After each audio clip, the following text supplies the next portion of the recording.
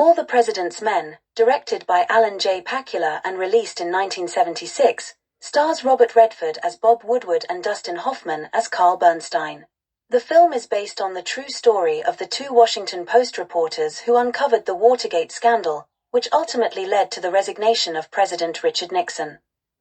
The story begins with the break-in at the Democratic National Committee headquarters at the Watergate complex in Washington, D.C. Bob Woodward is assigned to cover what initially seems like a minor burglary. However, he quickly discovers that the 5 men arrested have ties to the CIA and possess a suspicious amount of cash. Teaming up with Carl Bernstein, Woodward begins to investigate further, suspecting that the break-in is part of a larger political scandal.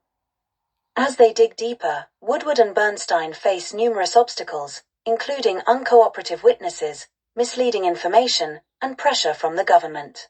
They receive crucial assistance from an anonymous informant known as Deep Throat, who guides them towards the truth. Deep Throat advises them to follow the money, leading them to uncover a massive campaign of political espionage and sabotage conducted on behalf of the Nixon re-election committee. Their investigation reveals that high-ranking officials, including members of the White House staff, are involved in a cover-up to protect the administration. Despite threats and intimidation, Woodward and Bernstein's relentless reporting brings the story to light.